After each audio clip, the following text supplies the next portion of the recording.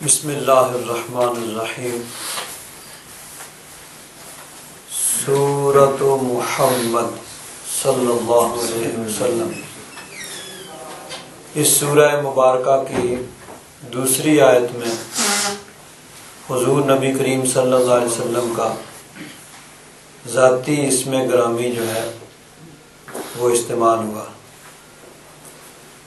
گزشتہ درس میں پہلی دو آیات مبارکہ ان کا ترجمہ ہو چکا ہے اور لفظ محمد صلی اللہ تعالی علیہ وسلم حضور کے ذاتی اسم گرامی، اس کے متعلق قدر تفصیل سے گفتگو ہوئی۔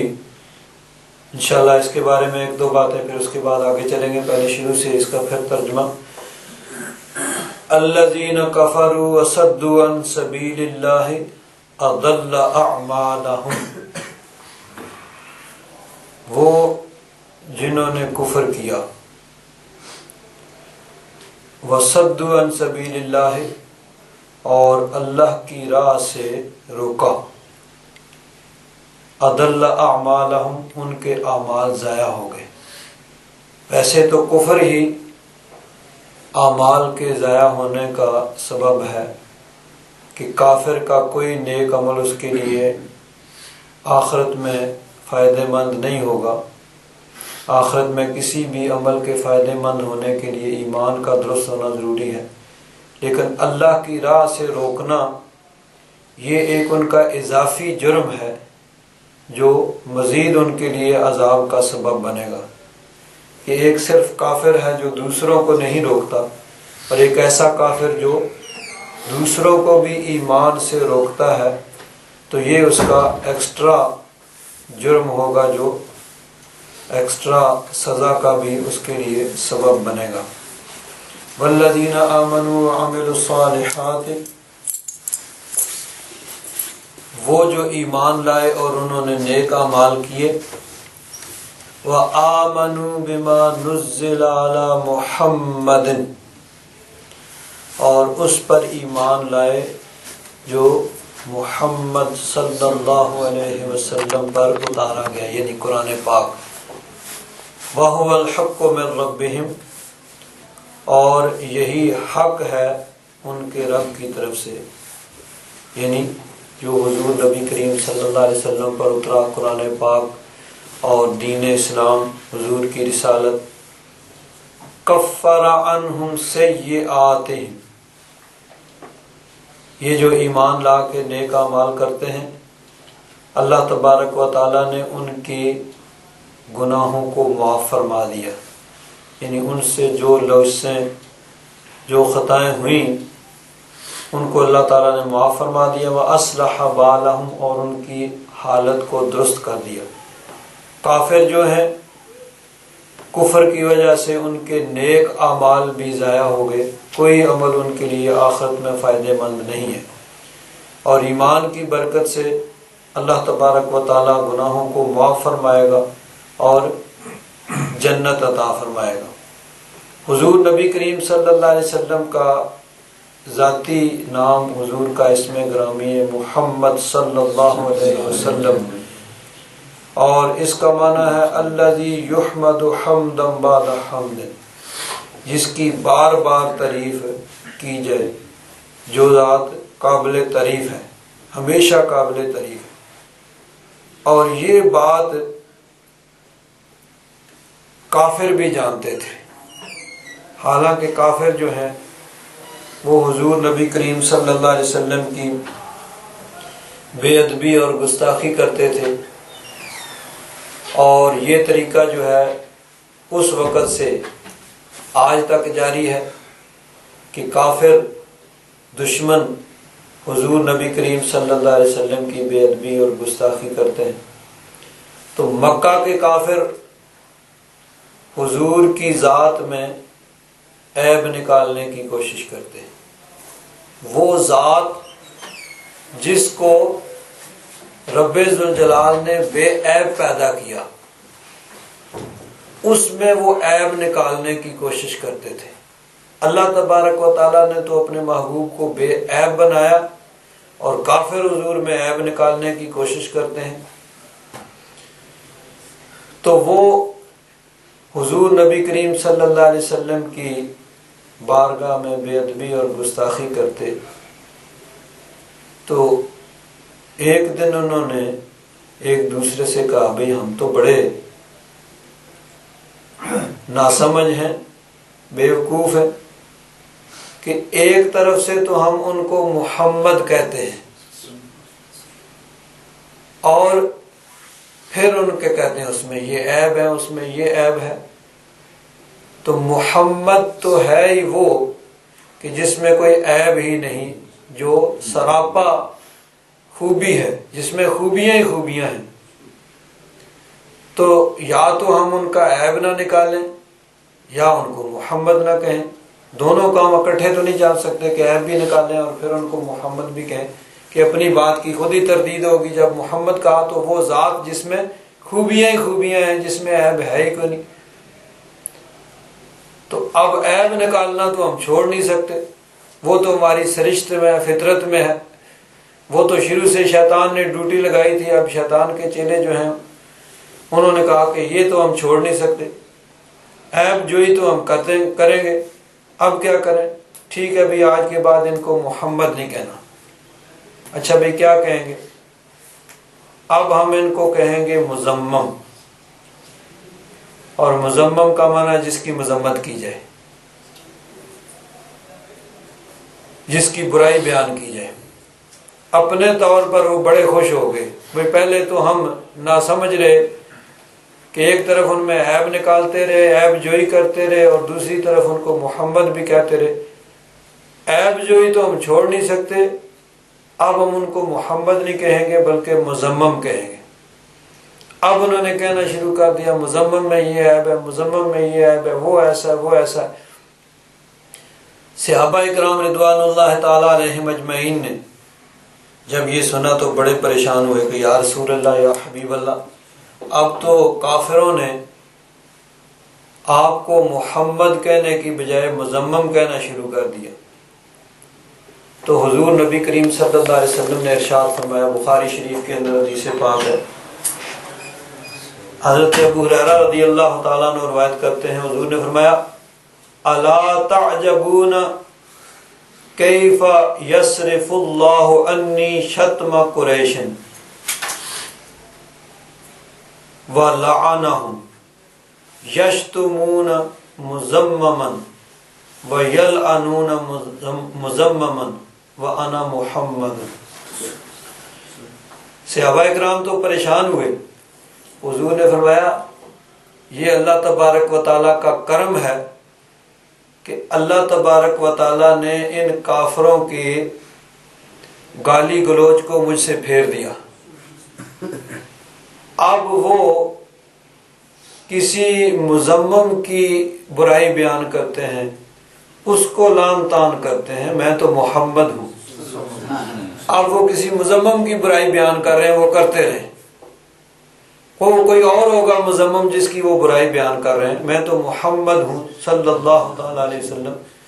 تو گویا اللہ تبارک و تعالیٰ نے ان سے ان کی برائی کو حضور سے پھیر دیا کہ ٹھیک ہے بھائی تم کرتے رہو، کسی مذمم کی برائی بیان کرتے رہو، میرا محبوب تو وہ ہے کہ جس میں کوئی عیب ہے ہی نہیں، جس کو میں نے بے عیب پیدا کیا، اس میں تم کیسے عیب ڈھونڈنے کی کوشش کرتے ہو اور کیسے ان میں عیب نکالنے کی کوشش کرتے ہو۔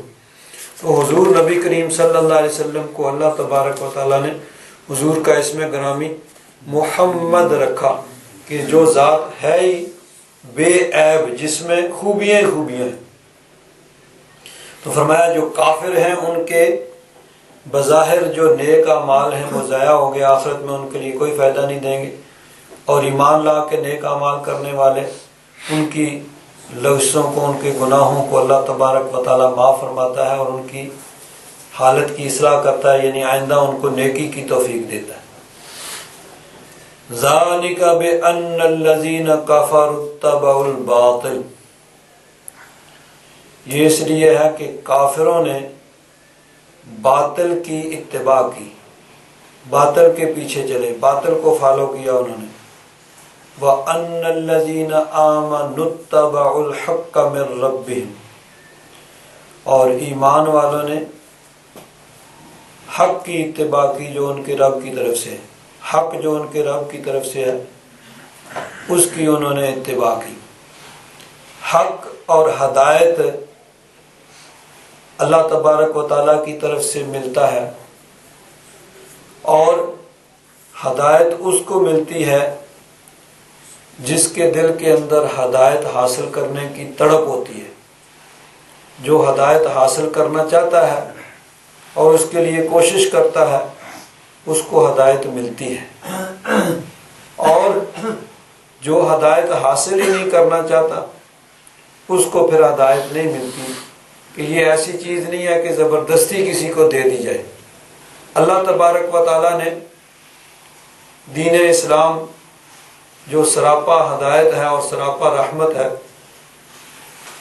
اس کے لیے سب کے لیے مواقع پیدا کیے کہ حضور نبی کریم صلی اللہ علیہ وسلم تشریف لائے، حضور نے سب کو تبلیغ کی، اللہ تبارک و تعالیٰ نے سب کو موقع دیا کہ وہ دین حق کو قبول کر لیں، لیکن جنہوں نے اپنے دروازے خود ہی بند کر لیے کہ ادھر ہدایت آ ہی نہیں سکتی، جنہوں نے پہلے سے تہیا کیا ہوا ہے کہ ہم نے اس کو ماننا ہی نہیں ہے، ان کو تو ہدایت نہیں ملی، اور جن کے دل میں ہدایت کی تڑپ تھی ان کو ہدایت مل گئی۔ جیسا کہ مشہور واقعہ ہے کہ کافروں نے یمن سے حبیب یمنی کو بلایا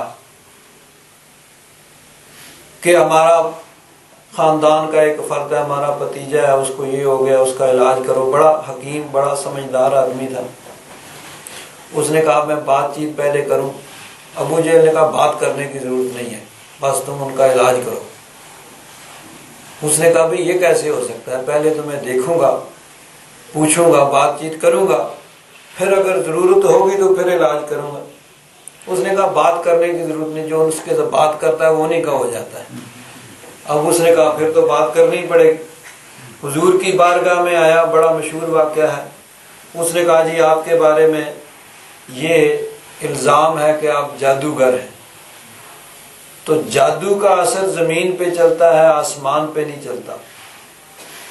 اگر آپ کوئی ایسی نشانی دکھائیں، ایسا معجزہ دکھائیں جو جادو سے ورا ہو۔ حضور نے فرمایا کیا؟ اس نے کہا کہ چاند کو 2 ٹکڑے کریں۔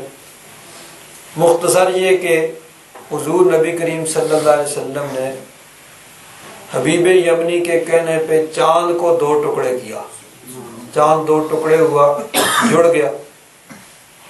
یمن سے جو آیا تھا حبیب یمنی وہ تو کلمہ پڑھ کے مسلمان ہو جاتا ہے، اور ابو جہل جس نے پہلے سے تہیا کیا ہوا تھا کہ میں نے تو ماننا ہی نہیں ہے، اس نے کہا تو بہت بڑا جادوگر ہے، باقیوں کا جادو صرف زمین پہ چلتا ہے، تیرا جادو آسمان پہ بھی چل گیا، میں نہیں مانتا۔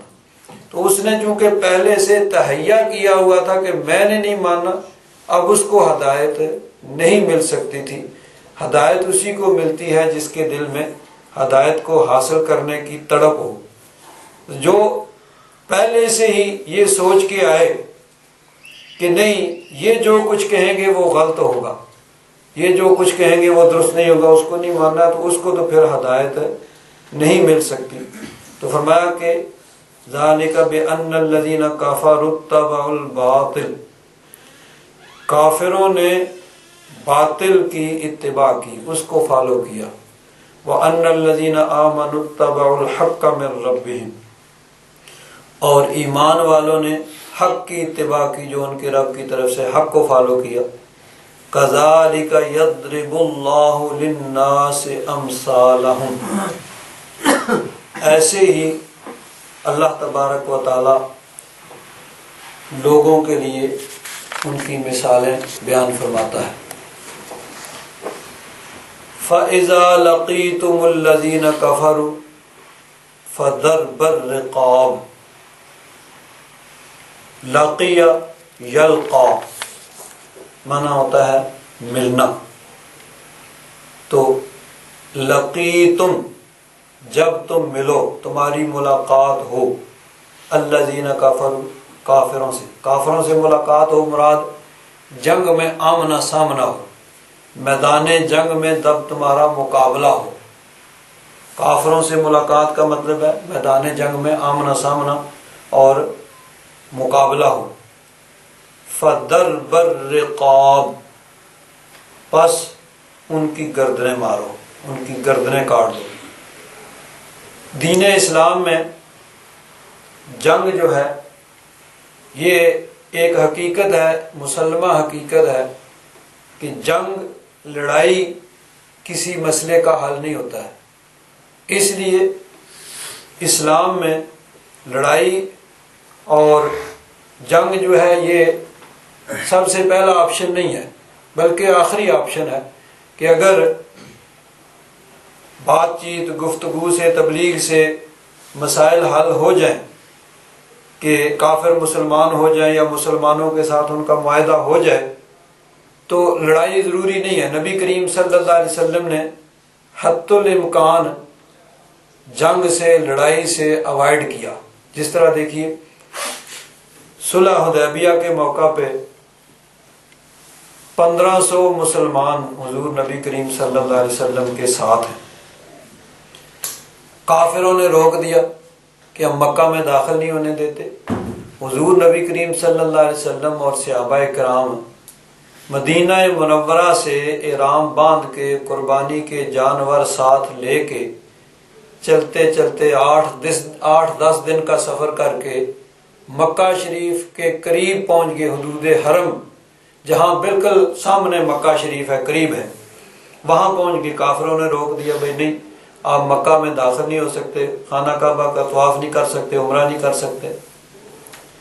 مسلمانوں میں بڑا جوش و خروش ہے کہ ہم آئے ہیں، اب ہم اگر واپس چلے جائیں تو یہ تو ہماری بڑی بے عزتی ہوگی اور بزدلی ہوگی، ہم جاتے نہیں، ہم تو عمرہ کریں گے، کچھ بھی ہو اس کے لیے لڑنا پڑے، جو کچھ کرنا پڑے۔ لیکن نبی کریم صلی اللہ علیہ وسلم چاہتے تھے کہ لڑائی کے بغیر ہی کوئی ایسی صورت نکل آئے کہ لڑائی جو ہے وہ نہ ہو۔ چنانچہ بات چیت شروع ہوئی، گفتگو ہو رہی ہے، ادھر سے آدمی آ رہے ہیں، ادھر سے جا رہے ہیں۔ مختصر یہ کہ بالآخر ایک معاہدہ طے پایا گیا، اور معاہدے کے مطابق یہ تھا کہ اس دفعہ مسلمان عمرہ نہیں کریں گے، یہیں سے واپس چلے جائیں گے، اگلے سال آئیں گے، عمرہ کریں گے، 3 دن کے لیے مکہ میں ان کا قیام ہوگا۔ اب یہ شرط بظاہر اس طرح نظر آ رہی ہے کہ دب کے کی جا رہی ہے، جس طرح کوئی کمزور ہوتا ہے، کوئی کسی طاقتور سے جب معاہدہ کرتا ہے تو وہ طاقتور اپنی مرضی کی شرائط جو ہے وہ منواتا ہے، کمزور جو ہے وہ اپنی کمزوری کی وجہ سے اس کی شرائط کو مانتا ہے۔ تو بظاہر یہ شرط جو ہے کمزوری دکھا رہی ہے۔ اسی طرح کچھ اور بھی شرائط ہیں جن سے بظاہر یہ معلوم ہوتا تھا کہ کمزوری کا مظاہرہ کیا جا رہا ہے۔ اس میں ایک شرط یہ تھی کہ اگر کوئی کافروں میں سے مسلمان ہو کے مدینہ شریف چلا جائے تو تم لوگ پابند ہو گئے اس کو واپس کرنے کا، اور کوئی مسلمانوں سے دین سے پھر کے مکہ آ جائے تو مکہ والے پابند نہیں ہوں گے اس کو واپس کرنے کا۔ مسلمان تو پابند ہیں جو مکہ سے آئے اس کو واپس کرنے کے، مکہ والے پابند نہیں اس کو واپس کرنے کے۔ اب یہ بھی شرط بظاہر ایسے ہی، صحابہ اکرام اس سے بھی بڑے پریشان ہیں۔ حضرت عمر فاروق رضی اللہ تعالیٰ عنہ حضور کی بارگاہ میں عرض کرتے ہیں کہ یا رسول اللہ کیا ہم حق پہ نہیں ہیں؟ فرمایا حق پہ ہیں۔ تو عرض کیا حضور پھر ہم دب کے کیوں جو ہے اس طرح دب کے کیوں ہم صلح کر رہے ہیں؟ حضور نے فرمایا کہ میں وہی کرتا ہوں جو میرے رب کا حکم ہے۔ تو جب صلح ہو گئی تو پھر اللہ تبارک و تعالیٰ نے سورۃ اتاری، انا فتحنا لک فتحا مبینا، کہ ہم نے آپ کو فتح مبین عطا فرمائی، بڑی واضح فتح عطا فرمائی۔ گویا کہ یہ جو صلح تھی یہ فتح مکہ کا پیش خیمہ ثابت ہوئی، پہلا سٹیپ ثابت ہوا۔ تو حضور نبی کریم صلی اللہ علیہ وسلم کافروں کے ساتھ صلح کر رہے ہیں، بظاہر یہ محسوس ہوتا ہے کہ دب کے صلح کر رہے ہیں، لیکن لڑائی سے بچنے کے لیے بھئی کوئی ایسی صورت نکل آئے کہ لڑائی نہ ہو۔ اسی طرح جب مکہ فتح ہوتا ہے تو اب تو کوئی کمزوری دکھانے کی ضرورت نہیں ہے، مکہ والے زیر ہو گئے، چاہتے تو حضور حکم دیتے بھائی ٹھیک ہے سب کو قتل کر دو، لیکن پھر بھی حضور نبی کریم صلی اللہ علیہ وسلم نے سوائے 4 آدمیوں کے جو کسی اور وجہ سے مباح الدم تھے، جن کا قتل ضروری تھا، باقی سب کو حضور نے معاف کر دیا۔ تو جنگ جو ہے یہ فرسٹ آپشن نہیں ہے، آخری آپشن کے طور پر استعمال کیا جاتا ہے، لیکن جب ناگزیر ہو، ضروری ہو جائے، اس کے علاوہ کوئی اور چارہ کار نہ ہو، تو پھر مسلمانوں کو یہ حکم ہے کہ تم بزدلی اور کمزوری کا مظاہرہ نہ کرو، بلکہ فَإِذَا لَقِيتُمُ الَّذِينَ كَفَرُوا فَضَرْبَ الرِّقَابِ، جب تمہارا آمنا سامنا ہو کفار کے لشکر کے ساتھ تو پھر ان کی گردنیں مارو۔ فَإِذَا أَسْخَنْتُمُوهُمْ، پس جب ان پہ غالب آ جاؤ، یعنی خوب اچھی طرح لڑائی میں ان کا زور ٹوٹ جائے اور تم ان کو غالب آ جاؤ، فَشُدُّ الْوَثَاقِ، تو پھر جو باقی بچیں ان کو مضبوطی سے باندھ لو، یعنی ان کو قید کر لو۔ جو لڑائی میں قتل ہو گئے، جب ان کا زور ٹوٹ گیا تو باقی جو بچے ہیں ان کو قیدی بنا لو۔ فَإِمَّا مَنًّا بَعْدُ، پھر اس کے بعد یا تو ان پہ احسان کرتے ہوئے ان کو رہا کر دو، وَإِمَّا فِدَاءً، یا اس کا بدلہ لے کے ان کو چھوڑ دو۔ یعنی جنگ کے اندر جو قید ہوئے ہیں، جنگی قیدی، ان کے بارے میں 2 حکم یہاں بیان کیے جا رہے ہیں کہ یا تو احسان کرتے ہوئے بلا معاوضہ ان کو چھوڑ دیا جائے، یا پھر ان سے معاوضہ لے کے، بدلہ لے کے ان کو چھوڑا جائے۔ اس میں اور حکم بھی ہیں۔ کچھ لوگ تو ایسے ہوتے ہیں کہ جن کا قتل جو ہے وہ ضروری ہوتا ہے، جن کی سرشت میں شرارت ہوتی ہے۔ چنانچہ فتح مکہ کے موقع پر بھی حضور نبی کریم صلی اللہ علیہ وسلم نے 4 آدمیوں کو قتل کرنے کا حکم دیا کہ یہ جو 4 ہیں ان کو نہیں معاف کیا جائے گا۔ ان میں سے ایک کا نام تھا ابن زبیری، ابن اختل اس کا نام تھا، تو اس کو بھی قتل کرنے کا حکم دیا گیا۔ وہ جب سب لوگ اپنے گھروں میں بیٹھ گئے، اس کو پتہ چلا کہ اس کی تو قتل کا حکم ہے، وہ بھاگ کے خانہ کعبہ کے پردوں کے پیچھے چھپ گیا کہ یہاں تو مجھے کوئی نہیں قتل کرے گا نا۔ کسی نے آ کے عرض کیا، یا رسول اللہ، یا حبیب اللہ، ابن اختل خانہ کعبہ کے پردوں میں چھپا ہوا ہے۔ حضور نے فرمایا اس کو وہیں پہ قتل کر دو، یہ اسی قابل ہے۔ تو اس کو وہاں پہ قتل کیا گیا۔ اسی طرح کچھ اور لوگ تھے، تو ان کو جو ہے 4 آدمیوں کو قتل کرنے کا حکم دیا تھا، ان 4 کے سوا باقی سب کو معاف کر دیا گیا تھا۔ تو ایک صورت تو یہ ہے، یا اس زمانے میں یہ ہوتا تھا کہ جب ایک قبیلہ دوسرے قبیلے پہ غالب آ جاتا تو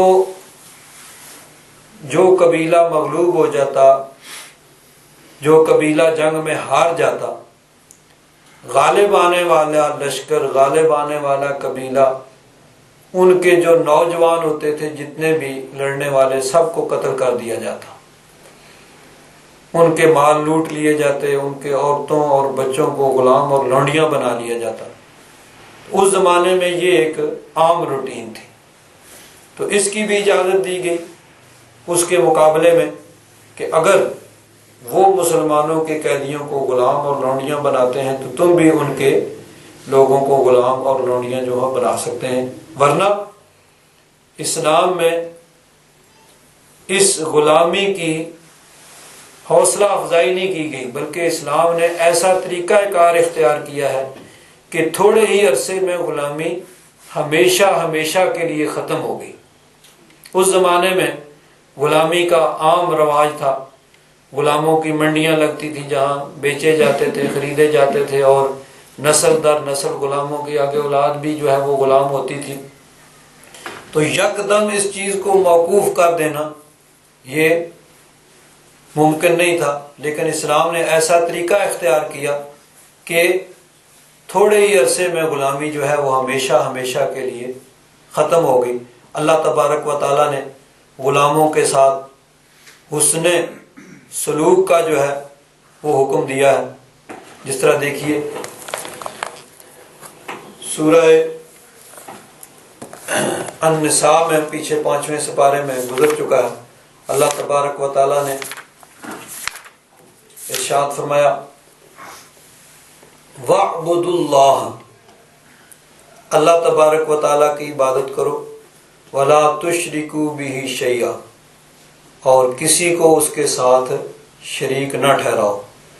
وَبِالْوَالِدَيْنِ إِحْسَانًا، اور والدین کے ساتھ حسن سلوک سے پیش آؤ، اچھا سلوک کرو. وَبِذِي الْقُرْبَى، اور قریبی رشتہ داروں سے حسن سلوک سے پیش آؤ. وَالْيَتَامَى، اور یتیموں سے اچھا سلوک کرو. وَالْمَسَاكِينَ، اور مسکینوں سے اچھا سلوک کرو. وَالْجَارِ ذِي الْقُرْبَى، اور جو رشتہ دار پڑوس میں رہتے ہیں ان کا اور زیادہ حق بنتا ہے، ان کا خاص طور پر ذکر. وَالْجَارِ الْجُنُبِ، اور ویسے جو پڑوسی ہیں جن سے رشتہ داری نہیں ہے لیکن وہ ہمسائے ہیں. وَالصَّاحِبِ بِالْجَنْبِ، یہ بھی یہی. وَابْنِ السَّبِيلِ، اسی طرح جو ضرورت مند ہے. وَمَا مَلَكَتْ أَيْمَانُكُمْ، اور جو تمہارے ہاتھوں کے ملکیت نہیں ہے غلام، ان کے ساتھ بھی حسن سلوک سے پیش آؤ. تو اللہ تبارک و تعالیٰ نے غلاموں کے ساتھ حسن سلوک کا حکم دیا. حالانکہ اس معاشرے کے اندر کوئی اس چیز کا کنسیپٹ نہیں تھا. غلاموں کو جانوروں کی طرح سمجھا جاتا تھا اور اسی طرح ان سے کام لیا جاتا اور اسی طرح کا سلوک ان سے کیا جاتا تھا. لیکن اسلام نے سب سے پہلا کام تو یہ کیا کہ ان کے ساتھ برابری کا سلوک کرنے کا حکم دیا. اور یہ ایسی بات تھی کہ جو ان کے اس معاشرے کے لوگوں کے کانوں نے پہلے نہیں سنی تھی. حضور نبی کریم صلی اللہ علیہ وسلم نے فرمایا کہ یہ غلام تمہارے بھائی ہیں، جو خود کھاؤ ان کو کھلاؤ، جو خود پہنو وہ ان کو پہناؤ. تو یہ پہلی مرتبہ ان لوگوں نے یہ بات سنی تھی. پہلے اس معاشرے میں یہ تصور نہیں تھا کہ غلاموں کے ساتھ بھی برابری کا سلوک کیا جا سکتا ہے اور ان کو بھی ساتھ بٹھا کے کھلایا جا سکتا ہے اور ان کو بھی وہی لباس پہنایا جا سکتا ہے جو کوئی آدمی خود پہنتا ہے. تو غلاموں کے ساتھ حسن سلوک کا حکم اسلام کے اندر جو ہے وہ ہے. اور سب سے پہلے اسلام نے ہی یہ جو ہے حکم دیا کہ غلاموں کے ساتھ اچھا سلوک کرو. تو غلامی کی حوصلہ افزائی نہیں ہے، لیکن اس زمانے میں چونکہ عام تھا تو اس لیے ایک صورت یہ بھی تھی کہ جب کسی قبیلے سے لڑائی ہو تو ان کے بقیہ افراد جو ہیں ان کو غلام اور لونڈیاں بنا لیا جائے. اور ویسے اسلام نے اس کو ختم کرنے کے لیے ایسے طریقہ کار اختیار کیا. جس طرح دیکھیے مثلا کفارات جو ہیں، روزے کا کفارہ ہے، اس میں غلام آزاد کرنے کا حکم ہے. اور اسی طرح زہار کا کفارہ ہے.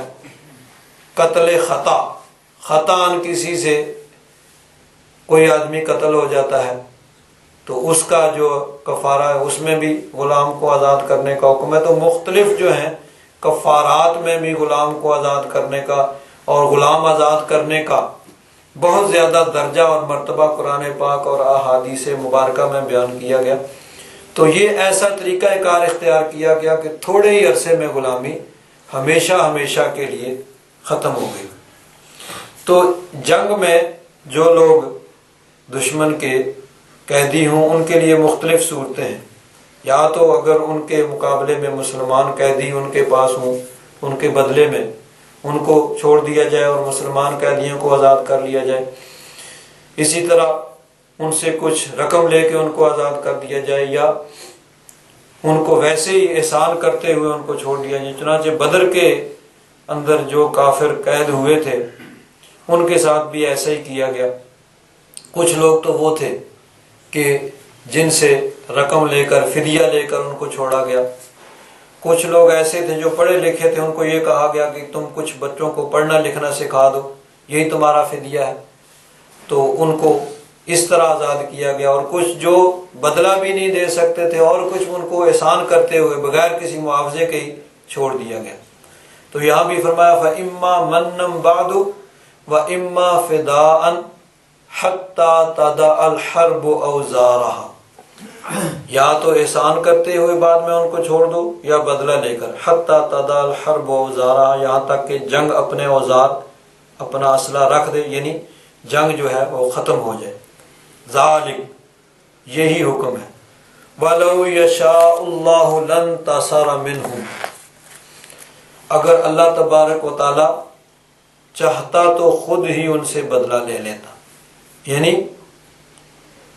کافروں کے ساتھ مسلمانوں کو لڑنے کا حکم نہ دیتا، جنگ کا جہاد کا حکم ہی نہ آتا، بلکہ اللہ تبارک و تعالی خود ہی ان کا کلا کما کر دیتا، فرشتوں کا ایک لشکر بھیجتا جو سب کافروں کو قتل کر دیتا، تہہ تہہ کر دیتا۔ اب فرشتوں کو بھیجنے کی بھی ضرورت نہیں ہے، لشکر کی ضرورت نہیں ہے، اللہ تبارک و تعالیٰ نے فرشتوں کو اتنی طاقت دی ہے کہ حضرت جبریل امین کو حکم ہوا حضرت لوط علیہ السلام کی بدکار قوم کو سزا دینے کا، تو انہوں نے کیا کیا، ان کی بستیاں، وہ پورا علاقہ 6 ان کی بستیاں تھیں، اس کو نیچے سے یوں زمین کو اوپر اٹھا لیا بستیوں سمیت، اور اوپر جا کے اس کو الٹ دیا۔ تو اب فرشتوں کو لشکر کی بھیجنے کی ضرورت نہیں ہے، ایک ہی فرشتہ کافی ہے، بلکہ فرشتے کی بھی کیا ضرورت ہے، اللہ تبارک و تعالی لفظ کن سے ان کا کلا کما فرما دیتا۔ لیکن اس میں اللہ تبارک و تعالی کی حکمتیں ہیں کہ اللہ تبارک و تعالی نے دنیا کے تمام کاموں کو اسباب کے ساتھ معلق کر دیا۔ اللہ تبارک و تعالیٰ نے کچھ لوگوں کی یہ ڈیوٹی لگا دی کہ وہ کوشش کریں، محنت کریں، اور دین حق کی سربلندی کے لیے وہ جس طرح بھی ضرورت ہو اس طرح جہاد کریں، پھر ان کو اللہ تبارک و تعالیٰ ثواب عطا فرمائے، ان کو اجر عطا فرمائے، کچھ میدان جنگ میں شہادت کا جو ہے وہ جام نوش کریں، شہادت کا مرتبہ حاصل کریں، ان کو اس طرح درجہ اور مرتبہ ملے۔ تو یہ اللہ تبارک و تعالیٰ کی حکمت ہے۔ اسی طرح دیکھیے دنیا میں تبلیغ کا کام بھی اللہ تبارک و تعالیٰ نے بندوں کے ذمہ پہ لگا دیا کہ تم نے خود بھی راہ راست پہ چلنا ہے اور دوسروں کو بھی سیدھے رستے پہ چلانے کی کوشش کرنی ہے۔ اب یہ بھی اللہ تبارک و تعالیٰ چاہتا تو اس کی ضرورت ہی نہ پیش آتی، اللہ تبارک و تعالیٰ سب کو اپنے حکم کے ساتھ سیدھا کر دیتا، بھائی سب سیدھے چلیں، کوئی ٹیڑھا نہ ہو، کوئی غلط رستے پہ نہ چلے۔ لیکن اللہ تبارک و تعالیٰ کی حکمت یہ ہے کہ اللہ تبارک و تعالیٰ نے انسانوں کی ڈیوٹی لگائی، وہ کوشش کریں، محنت کریں، اور ان کی کوشش اور محنت کا اللہ تبارک و تعالیٰ ان کو اجر و ثواب عطا فرمائے۔ ایک طرف شیطان جو ہے اس نے اپنی ڈیوٹی لے لی کہ ٹھیک ہے بھائی میں ان کو گمراہ کروں گا، اب وہ اپنا پورا زور لگا رہا ہے مخلوق خدا کو گمراہ کرنے کا۔ دوسری طرف اللہ تبارک و تعالیٰ نے کچھ نیک بندوں کی ڈیوٹی لگا دی، بھائی تم نے خود بھی سیدھے رستے پہ چلنا ہے، شیطان سے بچنا ہے، اور دوسروں لوگوں کو بھی شیطان سے بچا کے سیدھے رستے پہ چلانے کی کوشش کرنی ہے۔ اب یہ جنگ جو ہے ازل سے جاری ہے اور ابد تک جاری رہے گی۔ حضرت آدم علیہ السلام تشریف لائے، ساتھ ہی شیطان نے اپنا کام بھی شروع کر دیا۔ حضرت آدم علیہ السلام کے ایک بیٹے کو ہی گمراہ کر دیا، اس نے اپنے بھائی کو قتل کر دیا۔ تو اس وقت سے یہ کام جو ہے جاری ہے، شیطان اپنا زور لگا رہا ہے، اور اللہ کے بندے جو ہیں وہ دین حق کی سربلندی کے لیے اپنی کوشش جاری رکھے ہوئے ہیں۔ اور یہ بھی اللہ تبارک و تعالیٰ کی حکمت ہے کہ اللہ تبارک و تعالیٰ نے ان کی ڈیوٹی لگائی ہوئی ہے کہ وہ محنت کریں، کوشش کریں، اور پھر ان کو اجر و ثواب ملے۔ تو اللہ تعالیٰ نے فرمایا وَلَوْ يَشَاءُ اللَّهُ لَانتَصَرَ مِنْهُمْ، اگر اللہ تبارک و تعالیٰ چاہتا تو خود ہی ان سے بدلہ لے لیتا، خود ہی کافروں کا کلا کما کر دیتا، اس لڑائی کی، جہاد کی، جنگ کی ضرورت ہی نہ پڑتی۔ وَلَٰكِن لِيَبْلُوَ بَعْضَكُم بِبَعْضٍ، لیکن اللہ تبارک و تعالیٰ یہ چاہتا ہے کہ بعض کو بعض کے ذریعے سے آزمائے، کہ کچھ لوگ اس کی راہ میں جامع شہادت نوش کریں، ان کو بلند درجہ مرتبہ ملے، کچھ کوشش کریں اور لوگوں کو سیدھے رستے پہ دین حق کی سربلندی کے لیے کوشش کریں، ان کو درجے اور مرتبے ملیں۔ یہ رب تبارک و تعالیٰ کی حکمت ہے۔ والذین قتلوا فی سبیل اللہ، اور جو اللہ کی راہ میں قتل کیے گئے، فلن یضل اعمالہم، اللہ تبارک و تعالیٰ ان کے اعمال کو ضائع نہیں فرمائے گا، کہ ان کا بہت بلند درجہ اور مرتبہ ہے جو اللہ تبارک و تعالیٰ کی راہ میں قتل کیے جاتے ہیں۔ چنانچہ مجاہدین کے متعلق جو اللہ کی راہ میں قتل کیے جاتے ہیں، ایک حدیث پاک میں آتا ہے کہ جو اللہ کی راہ میں قتل کیا جاتا ہے، دین حق کی سربلندی کے لیے لڑتا ہوا مارا جاتا ہے، خون کا پہلا قطرہ زمین پر گرنے سے پہلے وہ جنت میں اپنے ٹھکانے کو دیکھ لیتا ہے۔ سبحان اللہ، جنت میں اپنے وہ ٹھکانے کو پہلے دیکھ لیتا ہے، خون کا قطرہ جو ہے اس کا بعد میں جو ہے زمین پہ گرتا ہے۔ اسی طرح شب معراج حضور نبی کریم صلی اللہ علیہ وسلم نے ایک قوم کو دیکھا کہ وہ زمین کے اندر بیج بوتے ہیں، دیکھتے ہی دیکھتے فصل اگتی ہے اور تیار ہو جاتی ہے، وہ کاٹتے ہیں پھر فصل جو ہے تیار ہو جاتی ہے، پھر کاٹتے ہیں، یعنی اتنی تیزی سے اتنی جلدی سے ان کی فصل جو ہے وہ تیار ہو رہی ہے۔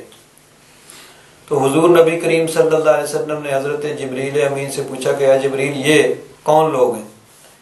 حضرت جبریل امین نے عرض کیا یا رسول اللہ یہ آپ کی قوم کے مجاہدین ہیں، آپ کی امت کے مجاہدین ہیں۔ اللہ تبارک و تعالی مجاہدین کو اسی طرح اجر و ثواب عطا فرماتا ہے کہ بغیر محنت کے فصل تیار ہو رہی ہے، کاٹتے ہیں پھر فصل تیار ہو جاتی ہے، تو اس طرح اللہ تبارک و تعالیٰ ان کو اجر و ثواب جو ہے وہ عطا فرماتا ہے کہ انہوں نے دین حق کی سربلندی کے لیے اپنی جانوں کے نذرانے پیش کیے۔ تو فرمایا فلن یضل اعمالہم، اللہ تبارک و تعالیٰ ان کے اعمال کو ضائع نہیں فرمائے گا۔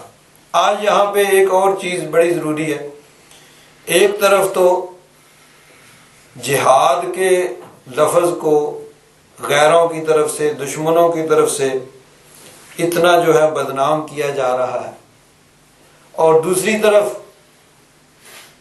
کلمہ پڑھنے والے مسلمانوں میں بعض نادان ایسے ہیں کہ جنہوں نے جہاد کا ایک بڑا غلط تصور جو ہے وہ پیش کیا ہے کہ جہاد فی سبیل اللہ کر رہے ہیں، فساد فی الارض، زمین میں فساد پھیلا رہے ہیں، لیکن نام انہوں نے اس کا جہاد فی سبیل اللہ رکھا ہوا ہے۔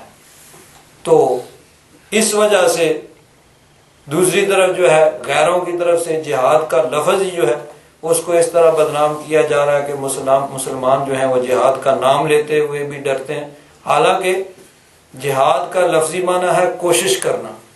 اب یہ کوشش جس جگہ جس طرح کی کوشش کرنے کی ضرورت ہوگی اس طرح کی کوشش کی جائے گی۔ جب زبان سے تبلیغ کرنے کی ضرورت ہے دین اسلام کی سربلندی کے لیے تو زبان سے کوشش کی جائے، جہاں قلم سے کوشش کرنے کی ضرورت ہے قلم سے جہاد کیا جائے، اور اگر ضرورت پڑے تو میدان جنگ کے اندر جا کے، اس زمانے میں تلوار ہوتی تھی، جو اس زمانے کے مطابق جو بھی اسلحہ اس کے ساتھ بھی جہاں پہ جنگ کی ضرورت پڑے وہ بھی کی جا سکتی ہے۔ تو یہ ساری صورتیں ہیں، اصل مقصد ہے دین حق کی سربلندی، حق کی سربلندی اور باطل کی سرکوبی، وہ جس طرح بھی ہو اس طرح کی جائے، اس کا نام ہے جہاد۔ آج کے دور میں جو بعض کلمہ پڑھنے والوں کی طرف سے ہو رہا ہے وہ اصل میں فساد فی الارض ہے، اور نام اس کا جو ہے وہ جہاد رکھا جاتا ہے کہ کافروں سے تو وہ مدد لے رہے ہیں اور مسلمانوں کو قتل کر رہے ہیں، اور بے قصور لوگوں کو جو ہے، کچھ لوگ اپنی محنت مزدوری کے لیے گئے ہیں، کہیں وہ پولیس والے اپنی ڈیوٹی لگائے کھڑے ہیں، کہیں فوج والے، تو کوئی بھی نہ ان کے دسترس سے نہ مریض محفوظ ہے، نہ کوئی بوڑھا، نہ عورت، نہ بچہ، نہ جوان، نہ مزدور، نہ کسان، کوئی بھی۔ تو جہاد فی الارض ہو رہا ہے اور نام اس کا جو ہے وہ یعنی فساد فی الارض ہو رہا ہے اور نام اس کا جو ہے وہ جہاد فی سبیل اللہ رکھا گیا ہے، حالانکہ یہ ان کی غلط فہمی ہے اور اسلام کی غلط تشریح کی جا رہی ہے۔ اسلام امن کا دین ہے اور اسلام اپنے اخلاق کے ذریعے سے یہ نبی کریم صلی اللہ علیہ وسلم نے پھیلایا ہے، اور اسلام اپنی حقانیت کی بنا پہ پھیلا ہے۔ جہاد لڑائی یعنی اس طرح لڑائی وہاں پہ ہوئی ہے جہاں ناگزیر تھی، ضروری تھی، حتی الامکان نبی کریم صلی اللہ علیہ وسلم نے اس سے بھی بچنے کی کوشش کی ہے کہ دیکھیے ابھی میں نے فتح مکہ کا ذکر کیا، وہ موقع ایسا تھا کہ کافروں کی طاقت بالکل ٹوٹ چکی تھی اور مسلمان جو ہیں بہت زیادہ قوت اور طاقت میں تھے۔ نبی کریم صلی اللہ علیہ وسلم 10,000 کا لشکر لے کر مدینہ منورہ سے روانہ ہوئے۔ اب کافروں میں اس کا مقابلہ کرنے کی سکت نہیں تھی، لیکن نبی کریم صلی اللہ علیہ وسلم نے انتہائی رازداری کے ساتھ مدینہ منورہ سے حضور چلے کہ کافروں کو پتہ نہ لگے اور جنگ کی ضرورت ہی نہ پڑے۔ جب جنگ ہوگی تو ظاہر بات ہے کہ ادھر سے مریں گے، کچھ مسلمانوں سے بھی شہید ہوں گے، تو حضور نبی کریم صلی اللہ علیہ وسلم یہ چاہتے تھے کہ جنگ کے بغیر ہی یہ معاملہ حل ہو جائے۔ چنانچہ مکہ پہنچ کر بھی نبی کریم صلی اللہ علیہ وسلم نے فرمایا بھائی جنگ میں پہل نہیں کرنی ہے، اگر کوئی تم پر حملہ آور ہو تو تم نے اس کا مقابلہ کرنا ہے۔ تو اکا دکا جو ہے کافروں کی طرف سے جو ہے حملے ہوئے، پھر مسلمانوں نے مجبوراً ان کا مقابلہ کیا، ورنہ بغیر جنگ کے مکہ کو بھی فتح کیا گیا۔ وہ ایسا موقع تھا حضور ارشاد فرماتے بھائی ٹھیک ہے، یہ دشمن ہے جنہوں نے ساری زندگی تمہیں ستایا ہے، جو بھی آتا ہے اس کو تہہ تہہ کر جاؤ، قتل کرتے جاؤ، کسی کو معاف نہیں کرو۔ تو کوئی بھی اس پہ اعتراض بھی نہیں کر سکتا تھا۔ اس زمانے میں ہوتا ہی یہی تھا کہ جب دو لشکر آمنے سامنے ہوتے تو جو غالب آ جاتے وہ تمام لڑنے والوں کو قتل کر دیا کرتے تھے، لیکن حضور نبی کریم صلی اللہ علیہ وسلم نے وہاں بھی سب کو معاف کر دیا، اور معاف بھی کس طرح کیا کہ فرمایا سامنے کھڑے ہیں وہ دشمن جن کی ساری زندگیاں ستاتے ہوئے گزر گئی ہیں، تو فرمایا اذهبوا انتم الطلقاء لا تثریب علیکم اليوم، جاؤ، سب کو معاف کیا، کسی سے بدلہ نہیں، بدلہ لینا تو درکنار، آج کسی سے گلہ اور شکوہ بھی نہیں ہوگا، کسی کے پرانے اس قصور کو، اس کی زیادتی کو، اس کے ظلم کو یاد کر کے اس کو آج شرمندہ بھی نہیں کیا جائے گا، بھئی تم نے فلاں وقت یہ کیا تھا، فلاں وقت یہ کیا تھا۔ تو یہ حضور نبی کریم صلی اللہ علیہ وسلم کی سنت مبارکہ ہے۔ لیکن جہاں ناگزیر ہو، جہاں ضروری ہو، وہاں پر جنگ بھی کی جاتی ہے۔ تو جنگ میں جو دین حق کی سربلندی کے لیے اپنی جانوں کے نذرانے پیش کرتے ہیں، اللہ تبارک و تعالیٰ نے فرمایا والذین قتلوا فی سبیل اللہ فلن یضل اعمالهم، جو اللہ کی راہ میں قتل کیے گئے ان کے اعمال جو ہیں اللہ تبارک و تعالیٰ ضائع نہیں فرمائے گا، سیہدیہم، ان کو ہدایت دے گا۔ اب ہدایت تو زندہ انسان کو ملتی ہے، اس سے مراد ہے کہ ان کی آئندہ تمام جو ہے ان کو کامیابی اور کامرانی ملے گی، وَيُصْلِحُ بَالَهُمْ، اور ان کی حالت کو اللہ تبارک و تعالیٰ درست فرما دے گا، وَيُدْخِلُهُمُ الْجَنَّةَ عَرَّفَهَا لَهُمْ، اور اللہ تبارک و تعالیٰ ان کو ایسی جنت میں داخل فرمائے گا کہ جس کی ان کو پہچان کرا دی ہے، یعنی جنت میں جا کے ان کو اپنا مکان ڈھونڈنا نہیں پڑے گا، کسی سے پوچھنا نہیں پڑے گا۔ یہ تو شہید ہے نا، شہید کا مرتبہ تو بہت بلند ہے۔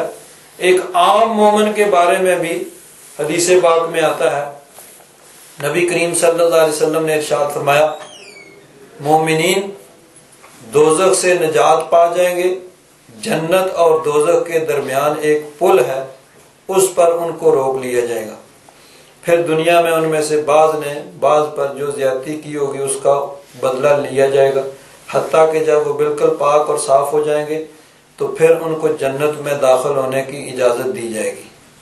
پس اس ذات کی قسم جس کے قبضہ و قدرت میں میری جان ہے، یعنی حضور نبی کریم صلی اللہ علیہ وسلم نے اپنا نام نامی لے کے ارشاد فرمایا جس کے قبضہ و قدرت میں میری جان ہے، اس کی قسم ان میں سے ایک شخص جنت میں اپنے ٹھکانے کو دنیا میں اپنے ٹھکانے کی بہ نسبت زیادہ پہچاننے والا ہوگا۔ دنیا میں انسان کو اپنے گھر جانے کے لیے کسی سے پوچھنا نہیں پڑتا ہے، اپنے گھر کو جانتا ہے، صبح دوپہر شام کسی رات کسی وقت بھی جائے تو اپنے گھر کو وہ پہچانتا ہے۔ تو فرمایا دنیا میں اپنے گھر سے زیادہ وہ جنت میں اپنے ٹھکانے کو پہچاننے والا ہوگا، وہاں پوچھنے کی ڈھونڈنے کی ضرورت نہیں پڑے گی۔ تو یہ تو عام مومن کا حکم ہے، شہداء کا مرتبہ تو بہت ہی زیادہ بلند ہے۔ تو فرمایا وَيُدْخِلُهُمُ الْجَنَّةَ عَرَّفَهَا لَهُمْ، اللہ تبارک و تعالیٰ ان کو ایسی جنتوں میں داخل فرمائے گا جن کی ان کو پہچان کرا دی ہے۔ یا ایھا الذین آمنوا ان تنصروا اللہ ینصرکم، اے ایمان والو اگر تم اللہ کی مدد کرو، اللہ کی مدد سے مراد اللہ تبارک و تعالیٰ کے دین کی مدد، اس کے محبوب کی مدد، ینصرکم اللہ تبارک و تعالیٰ تمہاری مدد فرمائے گا، وَيُثَبِّتْ أَقْدَامَكُمْ اور تمہیں ثابت قدمی عطا فرمائے گا۔ یعنی اللہ تبارک و تعالیٰ کی مدد کی صورت یہ ہوگی کہ ثابت قدمی تمہیں ملے گی۔ جس طرح دیکھیے حضرت امام علی مقام رضی اللہ تعالیٰ عنہ بظاہر میدان کربلا میں آپ خود بھی شہید ہوئے اور آپ کے تمام اعوان و انصار، تمام قبیلے سب لوگ شہید ہو گئے، اور یزید جو ہے وہ اپنے مقصد میں کامیاب ہو گیا، لیکن حقیقت میں اس نے وہ ناکامی حاصل کی کہ جس کی مثال نہیں ملتی، اور حضرت امام علی مقام نے وہ کامیابی حاصل کی کہ اس کی مثال بھی نہیں ملتی۔ کیوں؟ کہ اللہ تبارک و تعالیٰ کا وعدہ یہ ہے کہ اللہ تعالیٰ تمہاری مدد فرمائے گا، اور مدد کی صورت کیا ہے؟ ثابت قدمی، کہ تمہیں ثابت قدمی ملے گی، تم اپنے موقف پہ مضبوطی سے ڈٹے رہو گے۔ حضرت امام علی مقام رضی اللہ تعالیٰ عنہ نے اپنی جان تو پیش کر دی لیکن اپنے موقف سے پیچھے نہیں ہٹے، کمزوری نہیں دکھائی۔ تو یہی اللہ تبارک و تعالیٰ کی مدد تھی، اور اس اللہ تبارک و تعالیٰ کی مدد سے آپ ثابت قدم رہے۔ والذین کفروا فتعسا لہم واضل اعمالہم، جنہوں نے کفر کیا ان کے لیے ہلاکت ہے اور ان کے اعمال جو ہیں وہ ضائع ہو گئے۔ ذالک بانہم کرہوا ما انزل اللہ، یہ اس لیے ہے کہ انہوں نے ناپسند کیا جو اللہ تبارک و تعالیٰ نے اتارا، یعنی اللہ تبارک و تعالیٰ نے قرآن پاک اتارا جو ہدایت کا سرچشمہ ہے، تو بجائے انہوں نے اس سے ہدایت حاصل کرنے کے انہوں نے اس کو ناپسند کیا، اس سے سنا نہیں، اس پہ یعنی اس کو قبول نہیں کیا۔ فَأَحْبَطَ أَعْمَالَهُمْ، اللہ تبارک و تعالیٰ نے ان کے اعمال کو ضائع کر دیا، یعنی بظاہر ان کے جو اعمال نیک نظر آتے تھے وہ ان کے آخرت میں کسی طرح کا ان کو فائدہ اس کا نہیں ہوگا۔ أَفَلَمْ يَسِيرُوا فِي الْأَرْضِ، کیا وہ زمین میں نہیں پھرے؟ فَيَنْظُرُوا، پس دیکھتے، كَيْفَ كَانَ عَاقِبَةُ الَّذِينَ مِنْ قَبْلِهِمْ، کیسا انجام ہوا ان لوگوں کا جو ان سے پہلے تھے۔ دمر اللہ علیہم، اللہ تبارک و تعالیٰ نے ان کو ہلاک کر دیا۔ وَلِلْكَافِرِينَ أَمْثَالُهَا، اور کافروں کے لیے اس طرح کی بہت سی مثالیں ہیں کہ پہلے زمانے میں جو کفار جنہوں نے انبیاء کرام کی مخالفت کی، ان کے پیغام کو نہ مانا، ایمان قبول نہیں کیا، کفر پہ اڑے رہے، اور دین حق کا جنہوں نے رستہ روکنے کی کوشش کی، اللہ تبارک و تعالیٰ نے مختلف قسم کے عذاب ان پہ بھیجے جنہوں نے ان کو ہلاک کر دیا۔ حضرت نوح علیہ السلام کی قوم پہ طوفان آیا جس میں وہ ساری کی ساری قوم غرق ہو گئی۔ اسی طرح حضرت ہود علیہ السلام کی قوم پہ عذاب آیا، حضرت صالح علیہ السلام کی قوم، حضرت شعیب علیہ السلام کی قوم، حضرت لوط علیہ السلام کی قوم، جن کے واقعات بار بار قرآن پاک میں بیان ہوئے۔ تو فرمایا کہ کافروں کے لیے اس طرح کی بہت سی مثالیں ہیں۔ ذالک بان اللہ مولی الذین آمنوا وان الکافرین لا مولی لہم، یہ اس لیے ہے کہ اللہ تبارک و تعالی ایمان والوں کا مولا ہے، ان کا مددگار ہے، اور کافروں کا کوئی مولا نہیں ہے، ان کا کوئی مددگار نہیں ہے۔